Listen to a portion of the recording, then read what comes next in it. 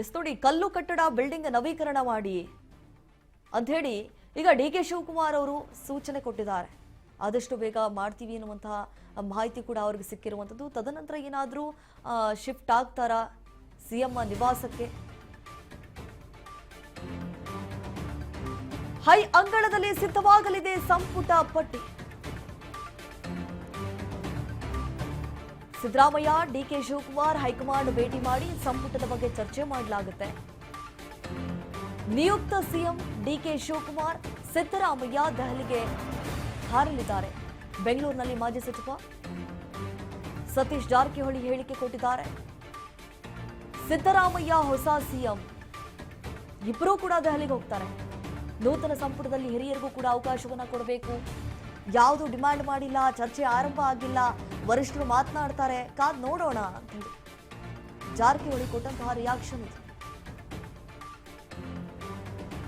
ನೋಡಿ. ಸಚಿವ ಸಂಪುಟದಲ್ಲಿ ಸ್ಥಾನಮಾನ ಸಿಗಬೇಕು ಅಂತ ಹೇಳಿ ಸಾಕಷ್ಟು ರೀತಿಯಾದಂತಹ ಕಾರ್ಯತಂತ್ರವನ್ನ ಹೆಣೆಯುವಂತಹ ಕೆಲಸ ಆಗ್ತಾ ಇದೆ. ಇಲ್ಲೇ ಇದರ ಬಗ್ಗೆ ಸಿದ್ದರಾಮಯ್ಯ ಮತ್ತು ಡಿ.ಕೆ. ಶಿವಕುಮಾರ್ ಅವರು ಚರ್ಚೆ ಮಾಡಿ ಯಾರನ್ನ ಸೇರಿಸಿಕೊಳ್ಬೇಕು ನಮ್ಮ ಸಚಿವ ಸಂಪುಟದಲ್ಲಿ ಅನ್ನುವಂಥದ್ದಿತ್ತು. ಆದ್ರೆ ಈಗ ಹೈಕಮಾಂಡ್ ಮಟ್ಟದಲ್ಲಿ ಇದ್ರ ಬಗ್ಗೆ ಚರ್ಚೆ ಮಾಡಿ ತದನಂತರ ಹೇಳ್ತೀವಿ ಅನ್ನುವಂತಹ ಲೆಕ್ಕಾಚಾರ ಅವರದ್ದು.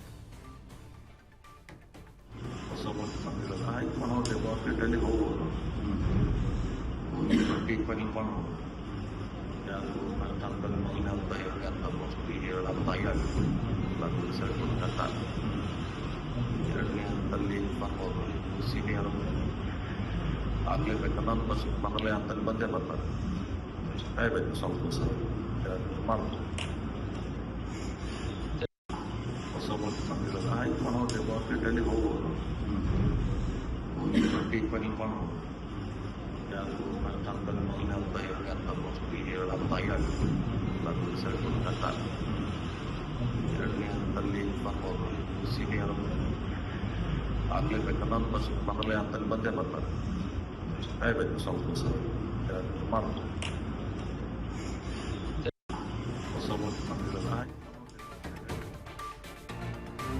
ಡಿಕೆಶಿ ಹಣಕಾಸು ಖಾತೆ ನಿರ್ವಹಣೆ ಮಾಡುವಂತಹ ವಿಚಾರಕ್ಕೆ ಸಂಬಂಧಪಟ್ಟಂತೆ ನಡೆಸಿರೋದನ್ನೇ ನಡೆಸಬೇಕು, ಹಿಂದೆ ಮಾಡಿರುವಂತಹ ದಾಖಲೆ ಇದೆ ಅಲ್ವಾ, ಹೊಸದಾಗಿ ಮಾಡೋದು ಏನಿಲ್ಲ ಅಂತ ಹೇಳಿದ್ದಾರೆ ಸತೀಶ್ ಜಾರಕಿಹೊಳಿ.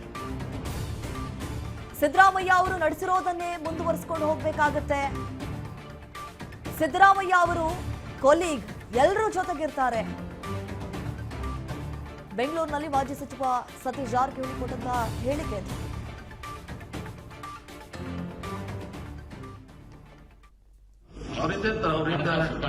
ನನಗೆ ಬೇಕು ಅನ್ನೋದು ಹೇಳಿದ್ದಾರೆ. ಹಾಗಾಗಿ ಯಾಕೆ ಮ್ಯಾನೇಜ್ ಮಾಡ್ತಾರೆ ಹೊಸ ಸವಾಲು ಈಗೇನು ಈಗ ಅವ್ರು ನಡೆಸಿದ್ದನ್ನ ನಡೆಸ್ಬೇಕಾಗ್ತದೆ. ಈಗೇನು ಹೊಸ ಏನ್ ಮಾಡಬೇಕು?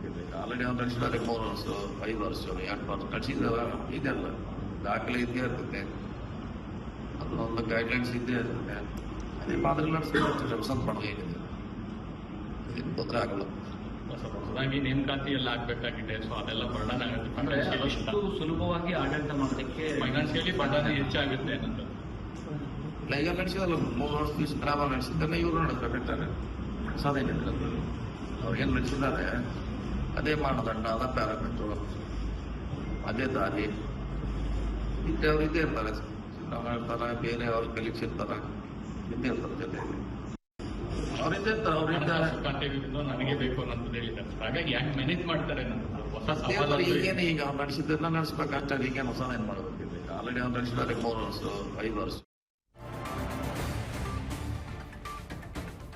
ನೂತನ ಸಂಪುಟದಲ್ಲಿ 4 ಡಿಸಿಎಂ ಹುದ್ದೆ ಸೃಷ್ಟಿ ವಿಚಾರಕ್ಕೆ ಸಂಬಂಧಪಟ್ಟಂತೆ ಈಗ ದೊಡ್ಡ ತಲೆನೋವು ಆಗ್ಬಿಟ್ಟಿದೆ. 4 ಡಿಸಿಎಂ ಮಾಡಬೇಕು ಅಥವಾ ಬೇಡವೋ ಕಾದ್ ನೋಡಬೇಕು. ನಿಜಕ್ಕೂ ಇದು ಹೆಚ್ಚುವರಿ ಡಿಸಿಎಂ ಲಾಭನೋ ಅಥವಾ ನಷ್ಟನೋ? ಇದು ಹೈಕಮಾಂಡ್ ಮಟ್ಟದಲ್ಲಿ ಚರ್ಚೆ ಆಗುತ್ತೆ. ಹೆಚ್ಚುವರಿ ಡಿಸಿಎಂ ಬಗ್ಗೆ ಇನ್ನೂವರೆಗೂ ಕೂಡ ಸತೀಶ್ ಜಾರಕಿಹೊಳಿ ಅವರು ಬಿಟ್ಕೊಡ್ತಾ ಇಲ್ಲ.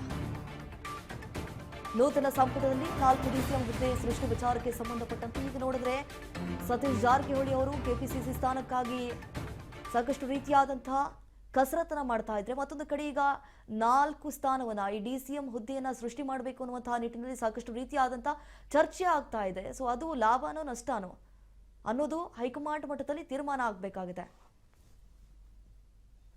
ಗೊತ್ತಿಲ್ಲ, ಅಂತಿಮವಾಗಿ ಹೈಕಮಾಂಡ್ ನಿರ್ಧಾರ ಮಾಡಬೇಕು. ಇದು ಕೂಡ ಅದು 3 ವರ್ಷದಲ್ಲಿ ಆಗಬೇಕಂತ ಚರ್ಚೆ ನಡೀತು, ಆಗಲಿಲ್ಲ. ಅವ್ರು ಕೂಡ ಇರ್ತದ ಅವ್ರ ಆಗ್ಬೇಕಂತ ಮಾಡ್ತಾರೋ ಬಿಡ್ತಾರೋ ಅದು ಹೈಕಮಾಂಡಿಗೆ ಕೊಟ್ಟಿದ್ರು. ಕಾದು ನೋಡೋದಷ್ಟೇ, ಕಾದು ಗೊತ್ತಿಲ್ಲ, ಅಂತಿಮವಾಗಿ ಹೈಕಮಾಂಡ್ ನಿರ್ಧಾರ ಮಾಡಬೇಕು. ಇದು ಕೂಡ ಅದು 3 ವರ್ಷದಲ್ಲಿ ಆಗಬೇಕಂತ ಚರ್ಚೆ ನಡೀತು, ಆಗಲಿಲ್ಲ. ಅವ್ರು ಕೂಡ ಇರ್ತದ ಅವ್ರ ಆಗ್ಬೇಕಂತ ಮಾಡ್ತಾರೋ ಬಿಡ್ತಾರೋ ಅದು ಹೈಕಮಾಂಡಿಗೆ ಕೊಟ್ಟಿದ್ರು. ಕಾದು ನೋಡೋದಷ್ಟೇ, ಕಾದು ನಿನ್ನೆ ಅವರಿಗೆಲ್ಲ ಬಿಜಿ ಇದ್ರೆ ಯಾಕಂದ್ರೆ CM ಇದನ್ನೇ ಎಲ್ಲ ಸ್ವಲ್ಪ ಹೇಳಿದ್ದಾರೆ. ಎಲ್ಲ ಅದ್ರ ಬಗ್ಗೆ ಇವತ್ತು ನಾಳೆ ಚರ್ಚೆ ಆಗ್ಬೋದು. ಚರ್ಚೆ ಆಗಿ ಒಂದು ಅಪ್ಡೇಟ್ ಬರಲೇಬೇಕು ಅಂತಿಮವಾಗಿ ಬಂದ. ನಿಮ್ದು ಅದೇ ಬೇಡಿಕೆ ಇದೆ ಸರ್, ಸಚಿವ ಸ್ಥಾನ ಪ್ಲಸ್ ಇದು. ಇಲ್ಲ, ನಾವು ಯಾವ್ದು ಡಿಮಾಂಡ್ ಮಾಡಿಲ್ಲ. ಬಿಡುವುದು ಅವ್ರಿಗೆ ಬಿಟ್ಟಿದೆ, ಯಾವುದೇ ಡಿಮಾಂಡ್ ನಾವು ಮಾಡಿಲ್ಲ. ಚರ್ಚೆ ಪ್ರಾರಂಭ ಆಗಿಲ್ಲ ಇನ್ನೂ. ಇವತ್ತಿಂದ ಆಗ್ಬೋದು, ಯಾಕಂದ್ರೆ ಇನ್ನೂವರೆಗೆ ಬೇರೆ ಮಾಡಿದ್ರೆ ಕೆಲವು ನಾವೇನು ಫಸ್ಟ್ ಮಾತಾಡ್ತಾರೆ ವೆಯ್ಟ್ ಮಾಡೋದು. ಸರ್, ಕೆಲವರು ಬೇರೆ OBC ನಾಯಕರ ಹೆಸರನ್ನು ಕೂಡ ಹೇಳಿಬಿಡ್ತಾರೆ. ಯಾರೇ ಆಗ್ಬೋದು, ನಾವಾಗಬೇಕಂತ ಎಲ್ಲಿ ಪಕ್ಷದ ಹಿತದೃಷ್ಟಿಯಿಂದ ಯಾರೇ ಆಗ್ಬೋದು. ನಾವೇ ಆಗ್ಬೇಕಂತಿಲ್ಲ, ಅವರೇ ಆಗ್ಬೇಕಂತ ಯಾರು ಸೂಕ್ತ ನಿರ್ಧಾರ ಮಾಡ್ತಾರೆ.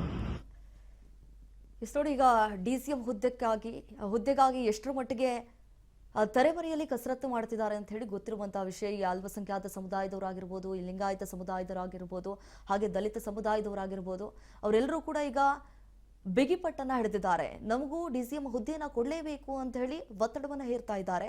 ಆದರೆ ಇದು ಹೈಕಮಾಂಡ್ ನಾಯಕರು ಯಾವ ರೀತಿ ಪರಿಗಣಿಸ್ತಾರೆ ಅನ್ನುವಂಥದ್ದು ಈಗ ಯಕ್ಷ ಪ್ರಶ್ನೆ ಆಗಿದೆ. ಒಂದು ವೇಳೆ ಏನಾದರೂ ಈ 4 ಸ್ಥಾನಗಳನ್ನ DCM ಹುದ್ದೆಗಳಿಗಾಗಿ ಬಿಟ್ಕೊಟ್ಟು ಬಿಟ್ರೆ ಅದರಿಂದ ಎಷ್ಟರ ಮಟ್ಟಿಗೆ ಲಾಭ ಆಗುತ್ತೆ, ಎಷ್ಟರ ಮಟ್ಟಿಗೆ ಲಾಸ್ ಆಗುತ್ತೆ ಅನ್ನುವಂಥದ್ದು ಹೈಕಮಾಂಡ್ ನಾಯಕರು ಮುಂದೆ ಯಾವ ರೀತಿಯಾದಂತಹ ತೀರ್ಮಾನವನ್ನ ಮಾಡ್ತಾರೆ. ವೆದರ್ ಇದರಿಂದ ಏನಾಗುತ್ತೆ, ಕೊಡಬೇಕೋ ಬೇಡವಾ ಸ್ಥಾನಮಾನವನ್ನ ಅಂತ ಹೇಳಿ ಹೈಕಮಾಂಡ್ ನಾಯಕರು ಮುಂದೆ ಏನೆಲ್ಲ ಯೋಚನೆ ಮಾಡ್ತಾರೆ ಇದ್ರ ಬಗ್ಗೆ ಕಾದ್ ನೋಡಬೇಕಾಗಿದೆ. ಸೊ ಹಾಗಾಗಿ ಹೈಕಮಾಂಡ್ ನಾಯಕರು ಏನು ಹೇಳ್ತಾರೆ, ಅವರ ಮಾತಿಗೆ ಬದ್ಧ, ಅವರು ಏನು ಹೇಳ್ತಾರೆ ಆ ರೀತಿಯಾಗಿ ನಾನು ನಡೆದುಕೊಳ್ಬೇಕಾಗತ್ತೆ ಅನ್ನುವಂಥದ್ದು ಸತೀಶ್ ಜಾರಕಿಹೊಳಿ ಅವರ ಮಾತಾಗಿದೆ. ಹಾಗೆ ಸಚಿವ ಸಂಪುಟ ಈ ಪುನರ್ರಚನೆಯ ಸರ್ಕಸ್ ಹೈಕಮಾಂಡ್ ನಾಯಕರಿಗೆ ದೊಡ್ಡ ತಲೆನೋವಾಗ್ಬಿಟ್ಟಿದೆ. ಸಾಕಷ್ಟು ಈಗ ತೆರೆಮರೆಯಲ್ಲಿ ಕಸರತ್ತನ್ನ ಮಾಡ್ತಿದ್ದಾರೆ. ಹೇಗಾದ್ರೂ ಮಾಡಿ ನೂತನ ಮುಖ್ಯಮಂತ್ರಿ ಆಗಿರುವಂತಹ DK ಶಿವಕುಮಾರ್ ಅವರ ಸಂಪುಟದಲ್ಲಿ ನಾವು ಸ್ಥಾನಮಾನವನ್ನು ಗಿಟ್ಟಿಸಿಕೊಳ್ಬೇಕು. ಈ ಸಂಭಾವ್ಯ ಸಚಿವರ ಪಟ್ಟಿಯಲ್ಲಿ ಸಾಕಷ್ಟು ಜನ ಇದ್ದಾರೆ. ಡಾಕ್ಟರ್ ಯತೀಂದ್ರ